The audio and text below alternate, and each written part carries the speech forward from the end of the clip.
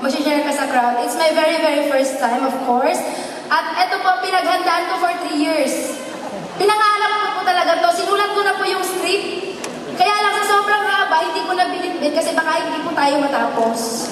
So, share ko lang po sa inyo yung konting story ng buhay ko. Ayan, yun po lang ako ng bata ko. Ipinanganak po ako mahirap. So, yung talagang totoong mahirap na yung tipong kakain ka na lang, ipapakain mo pa sa mga kapatid mo. Yung tipong kailangan mabusog muna sila bago ikaw. Mahaba po kasing nag-separate yung parents ko kasi siguro 8 na kami magkakapatid. Sa kanila na-realize na hindi nila mahal yung isa't isa.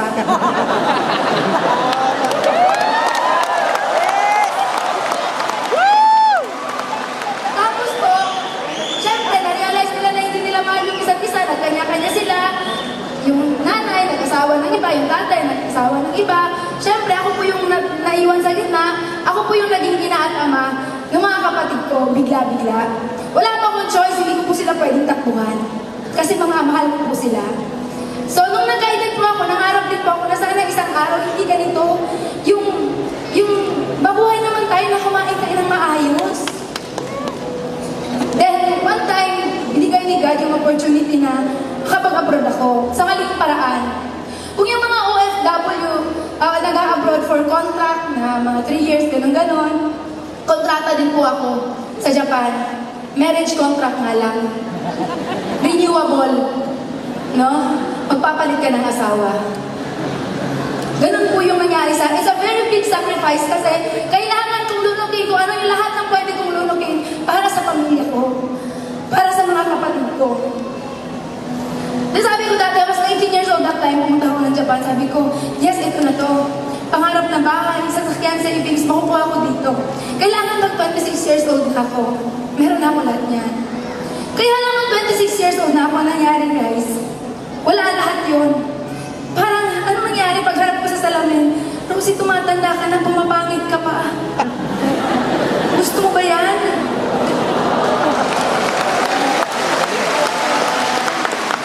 Walang babae na gustong humarap sa salamin.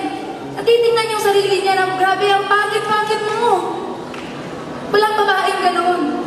Then that time, sabi ko, kakapanganak ko pa lang nung youngest ko, 3 months siya that time. Sabi ko, God, Ama, hingi naman ang opportunity, ginawa ko na lahat. No, kung butas ng parayo yung papasukin, pinasok na lahat dyan. Yung matinong opportunity naman ngayon na pwede makapagpabago ng buhay ko. Kahit ano, God, in-invite ako ng pinsan ko po sa AIM Global. Apply, Melody Salcedo! Kaya lang po, nakakatawa nung in-invite niya po ako, hindi pa ako naniwala. Kasi po yung pinsan ko, kilala ko po siya since childhood. Sabay po kami lumaki.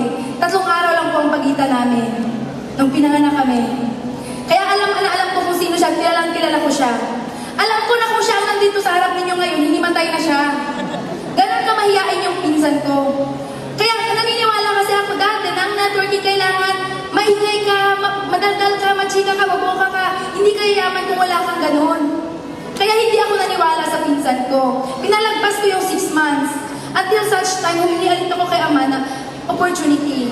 Bumalik ulit yung global pa rin. Pero this time naman, ang nag-invite na sa akin, si Apply Cliff Anthony Santillan, na nagkataon na apply naman ni Melody Salcedo. Yes, malak ka kay Apply, thank you. Siguro kanina sa mga shares, na-invite sila in person. Sa akin po kasi na-invite ako through online, Facebook. Then that time pa, hindi pa po ako marunong mag-computer. Kasi nung panahon po nang nag-graduate ako ng high school graduate lang po ako. Pero okay lang yun, wala sa pinag-aralan niya, nasa laman ng bulsa yan.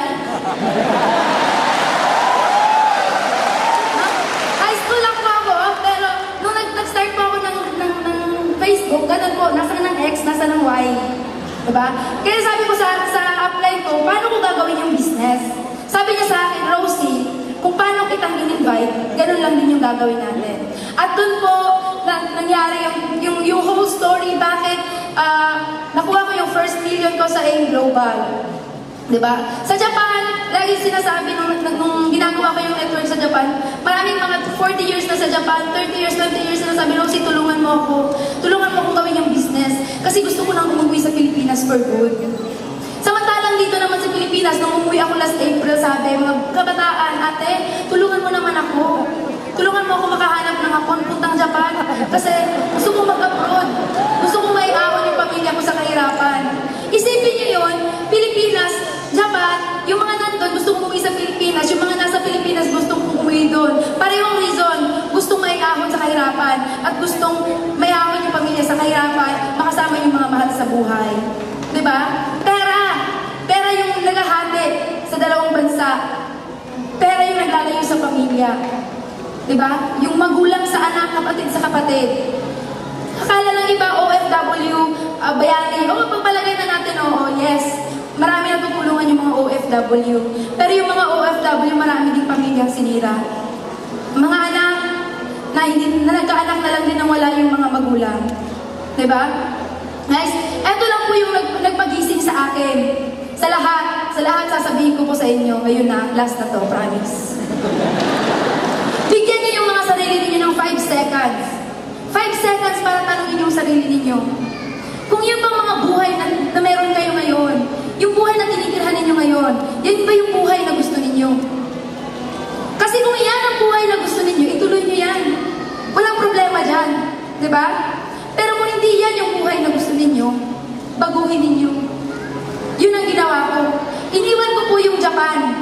Last April, umuwi na po ako dito for good. Diba? Dati po yung bahay namin, kuko, na kapag ka umuulan, hindi mo na kailangan ng balde. Tayo ka na lang talaga. Kasi wala ka nang mahihigaan. Nung nag-Japan po ako, nagbago naman siya ng konting-konti lang. Pero ganun pa rin. Pero nag-aim global na po ako, binili ko po yung bahay namin ngayon ng mga anak ko dyan sa Davao, worth 4 million. Then last Wednesday lang po, sabi ko, hahataw muna ako. After yung bahay, sabi ko, hahataw muna ako talaga. Mga 6 months pa bago ako maglalabas ng sasakyan.